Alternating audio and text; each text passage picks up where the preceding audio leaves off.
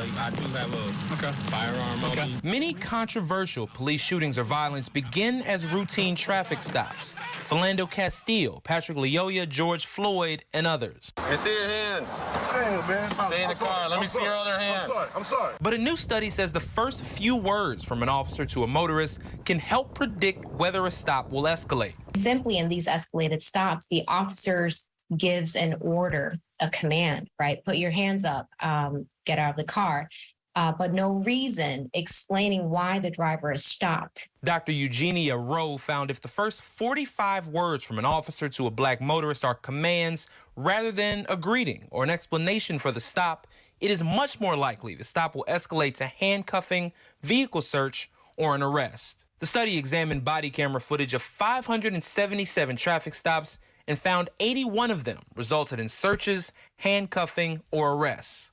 We found no instances where the driver refused to comply with an officer's command or answer an officer's question.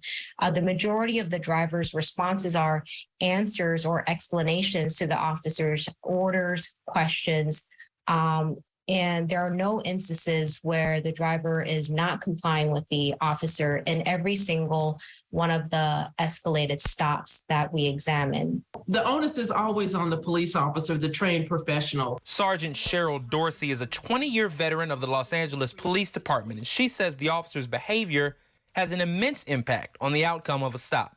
Something as simple as an explanation can avoid all sorts of other problems because at the end of the day, the goal is for everyone to go home safely, the police officer as well as the citizen. And then when an officer just starts barking out orders, well, now you run the risk of having now the citizen become elevated in their response. In some jurisdictions across the country, city leaders and police departments are cutting out minor traffic stops completely. Philadelphia, Los Angeles, Pittsburgh, and several other cities are experimenting with banning minor traffic stops, arguing they overwhelmingly impact black motorists, aren't especially helpful in stopping crime, and can have fatal consequences.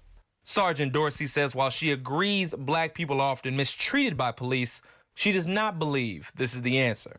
Well, that sounds sexy until you have a civilian who pulls over somebody with an expired tab who happens to be a serial killer or somebody who's wanted for robbing a bank. Now you have the civilian dealing with this armed and dangerous individual because, again, traffic stops are the most dangerous interactions a police officer can have. The study also documented bias in who was pulled over and what the outcome was for those stops. 97.8% of the drivers who experienced one of the three escalated outcomes were black, which is why we limit our study to black drivers. Rose said while she wanted to include white motorists in this study, she couldn't because it happened so infrequently in comparison to black drivers.